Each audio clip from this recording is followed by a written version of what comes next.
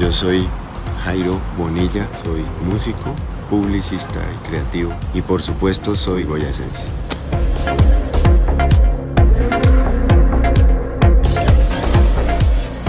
Bueno, yo soy músico, soy compositor y productor de audio y soy publicista también. Y esas son las dos cosas que escogí hacer en la vida. Por cosas del destino, que la cigüeña tuvo problemas con el tren de aterrizaje y mi mamá se encontraba por acá en comisión en el norte de Boyacá y pues todo se precipitó mucho antes de tiempo. Pues el caso es que ella termina en Bogotá y yo nazco en Bogotá y la ascendencia por parte y parte por supuesto es boyacense. La familia de mi padre es de Chiquinquirá y la familia de mi mamá es del norte de Boyacá, del Cocuy. Ambas familias buscan nuevos rumbos, como pues también era la costumbre, ¿no? En aquellos días valorábamos muy poco todo este verde que teníamos acá y esa gran ciudad siempre fue Bogotá. Sin embargo, mi madre estaba con un tema ahí atravesado de estudios fuera del país. Entonces deciden dejarme con mi abuela casi 2 años y al cabo de este tiempo ya me radico por completo aquí en Tunja. Y bueno, y ahí comienza la historia. Yo estudié acá en el jardín psicopedagógico cuando estaba chico, ahí en Santa Bárbara. Después fue el Colegio Nueva Granada, donde hice la primaria y el bachillerato lo hice en el colegio de Boyacá. Pero simultáneamente yo venía siendo músico desde niño con la escuela de música y fui el primer experimento del convenio IGBA Colboy, que no estaba muy estructurado, simplemente nos daban las horas de ciertas materias como artes, por ejemplo, para ir a estudiarlas a la escuela de música, nuestras materias de música. Pero fue como el primer intento antes de lo que se conoció como el convenio IGBA Colboy. Y también paralelo a esa actividad pues fui deportista, fui nadador. La natación me acompañó desde pequeño. El tema musical es con mi papá, porque él sí era melómano a morir, tenía sus discos, su sistema de sonido de aquellos años. Y él compró un órgano electrónico de unos que estuvieron como muy en auge entre los 60 y los 70 más o menos. Y él empezó a pagar unas clases de órgano ahí en el apartamento donde vivíamos. Y pues, ¿quién crees que le sacó todo el jugo? Antes de eso me contaban que mi inducción a la música fueron los mambos de Pérez Prado, porque yo me agarraba de los parlantes gigantes que tenía mi papá en pañales. Yo en pañales y moviendo la cadera y bailando mambo. Entonces ahí fue como una estimulación temprana. Mi abuelo también tuvo mucho que ver, mi abuelo paterno, porque también cultivaba ese gusto por la música. Y ya como a los 8 o 9 años es cuando yo te contaba alguna vez que en esa época los papás se apegaron mucho a esa teoría de las famosas inteligencias múltiples y que a los niños hay que poner a hacerlos de todo. Entonces, claro, me buscaron algo para hacer y en Tunja, pues, más o menos en el año 83, 84, pues, ya estaba aflorando toda esta época dorada de la Escuela Superior de Música de Tunja. Entonces me metieron allá en el área infantil y ahí ya comenzó la educación musical formal, que era muy fuerte, ¿sabes? De hecho, a veces pienso que si yo hubiera seguido ese camino 100% en la escuela, no hubiera sido músico. Porque el goce todavía estaba como desdibujado un poquito, estaba muy enfocado en la exigencia, que todo era muy estricto, era muy enfocado en la música erudita occidental. Entonces de plano, lo que era paisaje, pues sí, los aires andinos con los que crecimos todos, la música que se conoció como música tradicional colombiana, entonces el bambuco, el pasillo, la guabina, el torbellino, no, las raíces boyacenses, pero eso era paisaje para nosotros. Y ahí estaba repuntando también la carranga. Pero yo decido ser músico es cuando yo me retiro de la escuela. Tengo mi banda de rock. Empezamos a hacer giras por todos los colegios femeninos de Tunja. Y ahí es cuando yo le encuentro mucho más sentido, el goce. Y yo finalmente me confronto con mi vocación. Y entre los 15 y los 16 años, en 10º y 11, pues tomé el impulso y el coraje para asumir la vocación y decidí ser músico. Entonces yo creo que nuestra generación, antes de la generación de los millennials y todo esto, pues fue la primera que tuvo como el coraje de decir yo quiero esto y voy a luchar por esto, ¿sí? Entonces claro, cuando yo llego a la casa y digo bueno, y me dicen ¿qué vas a estudiar? Y yo no, pues música y compré el formulario de la Universidad Nacional y me iba a presentar al conservatorio, ¿no? Pues mi papá se para en la raya y dice, no, usted no va a ser artista, usted no sé qué, no sé qué. Y me cuenta la historia de él y su abuelo. Mi papá es odontólogo, mi mamá es enfermera. Y cuando mi papá descubre su talento temprano por el dibujo y toma cursos de correspondencia estando en el seminario de caricaturas y todo esto, y le dice a mi abuelo que quiere ser artista plástico, pues mi abuelo lo saca de una oreja y se lo lleva para el Parque de la 60, para el Parque de los Hippies, y le dice, si usted quiere ser un marihuanero de todos esos, estudie artes plásticas. Pues si usted quiere ser alguien en la vida, estudie odontología. Entonces muchos años después se repite la escena y mi papá me cuenta la historia de aquella vez con el abuelo y que él no está de acuerdo con que yo sea músico. Entonces entramos en conflicto terriblemente y yo finalmente fue tal la presión que recibí que a última hora cambié el código de la carrera y terminé presentándome a geología porque yo era bachiller en ciencias y bueno, esto. Pero cuando salí de presentar el examen, que afortunadamente no pasé, me sentí tan mal conmigo mismo que yo dije, no, esto no va. Entonces me fui a escondidas, compré el formulario de otra universidad y cuando llego a casa, a los pocos días, después de que mi papá me dice, uy, que le vaya bien y no sé qué, todo, me despacha para la Nacional, pues yo llego de la Nacional, me dice, bueno, ya hay que probar en otro lado también, ¿no? Porque puede que no pases aquí, pasas allá. Y yo, sí, yo ya lo hice. Ah, sí, ¿de dónde compraste? No, el formulario de la Javeriana. Ah, sí, ¿a qué te vas a presentar? A música. Y ya era demasiado tarde porque ya había enviado los papeles, todo, ya estaba todo dispuesto. Y a mi papá pues le dio dolor de cabeza y toda la noticia. Y hay un recuerdo muy bonito que tengo de mi mamá de ese momento de mi vida.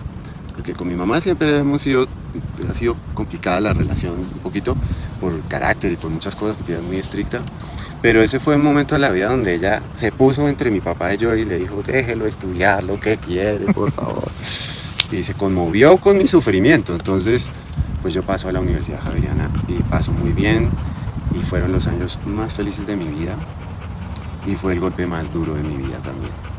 Porque entré muy bien, me iba muy bien en todo, me iba muy bien en materias. Todos los que llegábamos de Tunja ya nos iba espectacular. Entonces, pues fue una experiencia increíble. Pero la felicidad no iba a durar mucho. Yo era clarinetista en la carrera, realmente porque me tocó, porque no me gustaba el clarinete. Eso nadie lo sabía, pero bueno.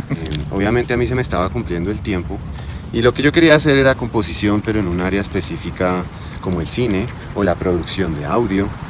Era un poco infame la cosa, sin embargo yo me metí en cuanto taller abrían, pues de todo, de jazz, de rock, pero pues yo estaba como un ping pong para todos lados ahí. Dando vueltas, no me parecía justo conmigo. Finalmente se cumplen los 5 años y mi papá me dijo, eran 5 años, hasta luego.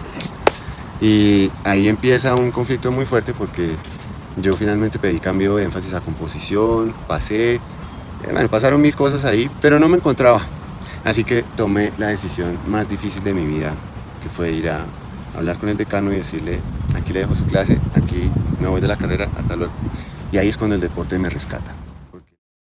Pues justamente cuando estaba como en noveno, un amigo me dice, vamos a...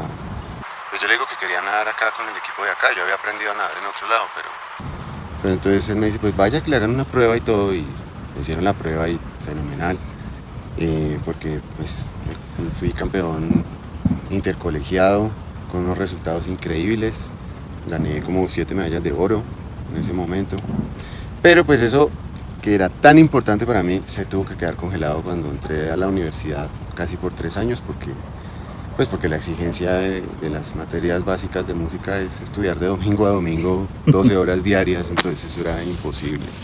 Pero después lo fui recuperando y pues ahí hubo otra vocación con la que me encontraría años después. Estando como en tercer año de universidad, yo me acerco a la selección de natación de la universidad. Y ahí otra vez como que empiezo a retomar. Yo hasta esos días pues yo madrugaba, trotaba o algo, pero pues llegué después de 3 años hecho un tronco total. Pero mi sueño era ir a algún campeonato universitario y ya, sueño cumplido y todo. Me acuerdo mucho que fue en unos nacionales de Ascun en Medellín e inscribí mi primer y único 1500. No te imaginas el palo que me dieron. Llegué yo de penúltimo, ¿no? O no, de último. Entonces mis amigos se burlaban y claro, y después notifican por el parlante que descalificaron al, al último, no, quedaste uno más arriba, bien, felicitaciones. Eso es muy chistoso, pero pues era ya lo hacía era por la felicidad de hacerlo. Pero en esas sesiones de entrenamiento, en compensar, en el carril de la Javeriana, que sacábamos para eso. Quieto, a ver, palito. Palito se lo llevó. Al pin pause. Al lado del carril de entrenamiento de compensar, por las noches entrenaba un club de natación con aletas, un club de monoaleta. Y me dicen, oiga, usted nada bien, ¿por qué no se anima y se pone la monoaleta un día y venga y prueba y tal? Y yo al comienzo, no, eso no me gusta, no sé qué, eso es la respiración, todo es diferente. Entonces, hasta que me convencieron. Entonces me hicieron una prueba, me pusieron una aleta y me boto yo al agua y todo. Y pues me dijeron, no, usted tiene unas condiciones increíbles, métase, que eso le va a gustar, que no sé qué. Y empecé como quien no quiere la cosa y más o menos un año y medio después resulté siendo campeón distrital, resulté ganándole a un compañero del equipo que era Selección Colombia y me hice Selección Bogotá y ahí empieza otro recorrido para cumplir otro sueño, pues que era el de volver a nadar y estar en el podio por lo menos una vez más. Claro. El deporte me da alas y me da vida, ¿ves? Y dentro de esa vida que me da, por supuesto, me lleva también a descubrir mi yo comerciante, mi lado comerciante, porque las aletas con las que nosotros nadábamos solo se conseguían en Rusia o en China y en los mundiales, y eran casi que propiedad exclusiva de los entrenadores que viajaban y de los deportistas que tenían el privilegio de ir a un mundial.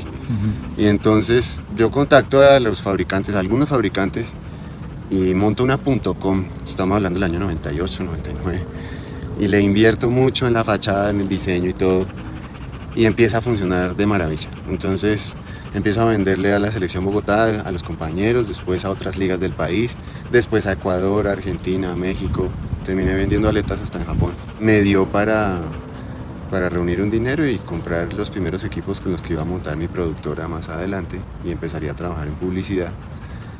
Decido como recuperar mi vocación, mi carrera, y yo me veo en una crisis tremenda, estamos hablando del año 2004, me quedo yo mirando al techo y ¿qué voy a hacer? ¿Qué voy a hacer? Entonces ahí es cuando producto de esa crisis nace Audiomedia, porque decido dar el paso y invertir lo que faltaba para invertir en una estación de trabajo decente, y arranqué con el tema empresarial como emprendedor en lo que hoy se conoce como industrias culturales, y monté una productora de audio para publicidad y medios en Tunja. Comencé con un micrófono de 15.000 pesos y un mezclador de DJ, y después con este tema que les conté de las monoaletas y lo que pude juntar allí, pude hacer mi propia estación, comprar algunas cosas, algunos cables, algunos equipos.